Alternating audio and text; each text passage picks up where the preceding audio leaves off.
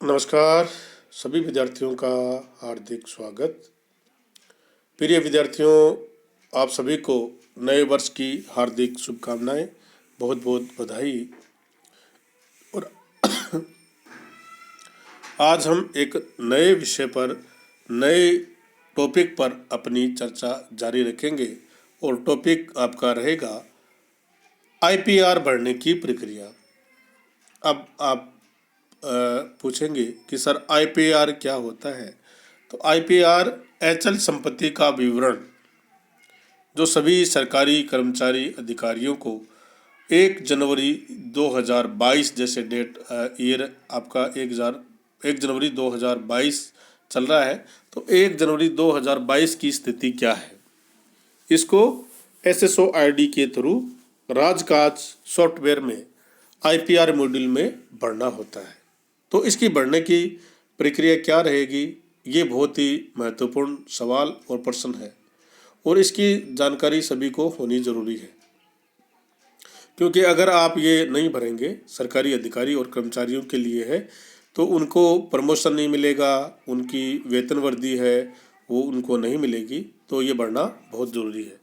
तो इसको भरने की प्रक्रिया के बारे में हम चर्चा कर लेते हैं पहले, कि समस्त अधिकारियों और कर्मचारियों को कार्मिक विभाग द्वारा एक परिपत्र जारी किया गया है और उसमें इसके बारे में बताया गया है कि सभी कर्मचारियों और अधिकारियों को अपनी अचल संपत्ति का विवरण खुद की एसएसओ आईडी से लॉगिन करके राजकाज जो सॉफ्टवेयर है उसमें आईपीआर मॉड्यूल में ऑनलाइन भरना है।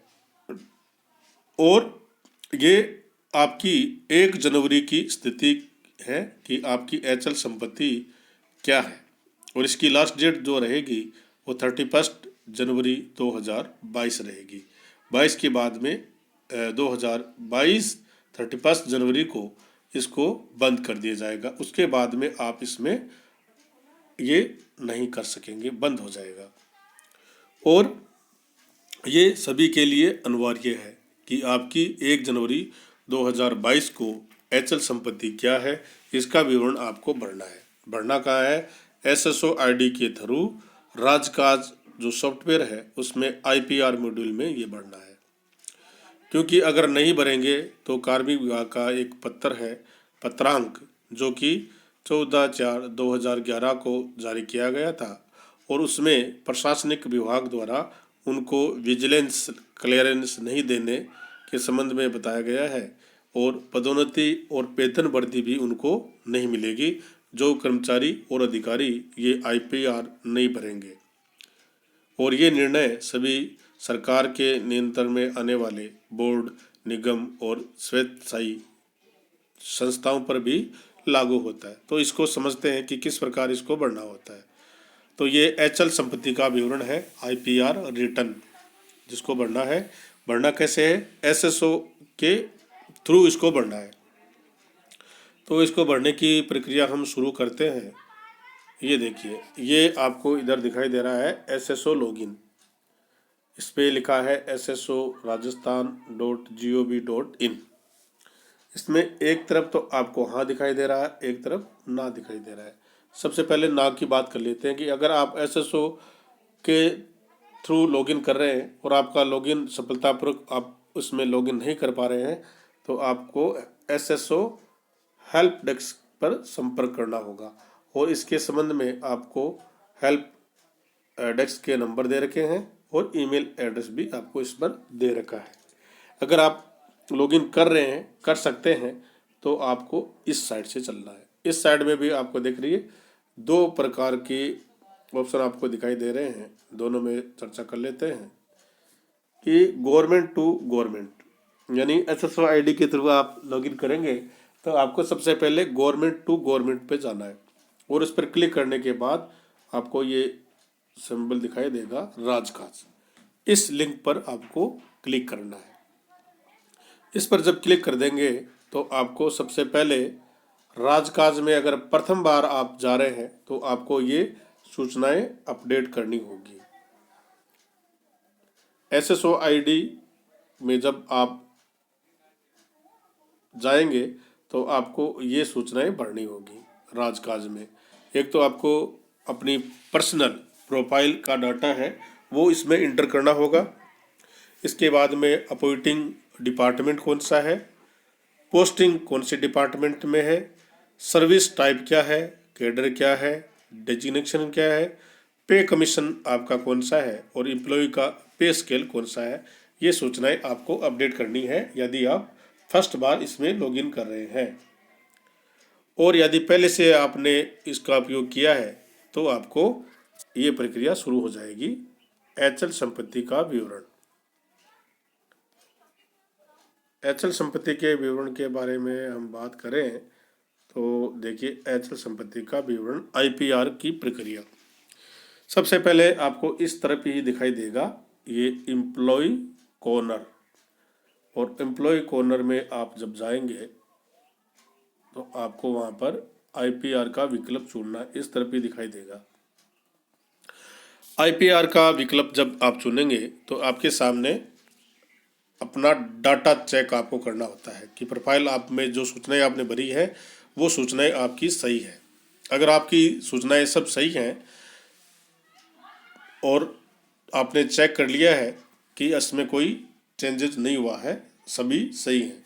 अगर सही नहीं है तो आपको अपने राजकाज विभाग के राजकाज नोडल या स्थापना शाखा से आपको संपर्क करना होगा। ये जब आप कर देंगे तो आपके सामने नेक्स्ट ये आएगा। दो प्रकार की स्थिति आपके सामने हो सकती है कि यदि आपकी संपत्ति नहीं है और आपकी संपत्ति है। तो पहले नहीं होने पर बात कर लेते हैं। यदि कार्मिक अथवा उसके परिजन जिसमें पत्नी और बच्चों के नाम अचल संपत्ति शून्य होने की स्थिति में please check to file IPR with no property return पर आपको क्लिक करना है और उसको सबमिट कर देना है। आप अगर सबमिट कर देंगे तो सबमिट करने के बाद में आपको अपना आधार नंबर डालकर आपको एक ओटीपी प्राप्त करना है और ओटीपी को आईपीआर का सत्यापित करने हेतु उसमें ओटीपी को फिल करना है और वेरीफाई कर देना है और सबमिटेड आईपीआर की पीडीएफ कॉपी आप अपने पास रख लें। ये तो सिंपल सा तरीका है अगर आपके पास कोई संपत्ति नहीं है। अगर आपके पास संपत्ति है तो क्या करना है,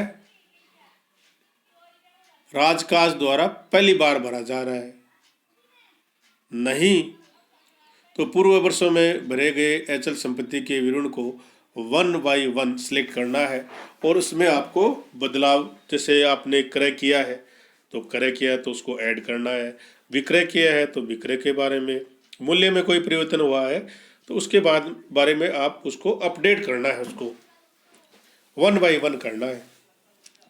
जैसे आपकी 5 प्रकार की संपत्ति है तो फर्स्ट को आपको सेलेक्ट करना है और उसमें अपडेट के बाद में आपके सामने 3 प्रकार की स्थिति आएगी कि इसको ऐड करना है, डिलीट करना है और अपडेट करना है। अगर आपने नई परचेज की है कोई संपत्ति तो उसको आपको ऐड करना है। अगर आपने संपत्ति बेच दी है तो उसको आपको डिलीट करना है क्योंकि आपके पास संपत्ति नहीं है। और अपडेट, यदि उसके मूल्य में कोई परिवर्तन हुआ है, उस संपत्ति का मूल्य बढ़ा है तो उसमें आपको परिवर्तन करना है 1 बाय 1। ये सब जब आप कर देंगे तो आपको सेम प्रोसेस सबमिट करना है। सबमिट के बाद में आपको अपना आधार नंबर डालकर ओटीपी प्राप्त करना है और उसको स्थापित करके उसकी को सबमिटेड कर देना है। सबमिटेड करने के बाद आपको एक उसकी पीडीएफ अपने पास रखनी है। अगर राजकाज में पहली बार नहीं भर रहे हैं तो ये स्थिति है, और पहली बार भर रहे हैं तो आपको करना क्या है कि अचल संपत्ति की होने की स्थिति में कार्मिक परिजन जिनमें आपके बच्चे और पत्नी के नाम की अचल संपत्ति का विवरण आपको सेव करना है। सेव कैसे करना है, 1 बाय 1 करना है। एक से अधिक होने पर अगली संपत्ति का विवरण आपको भरना है।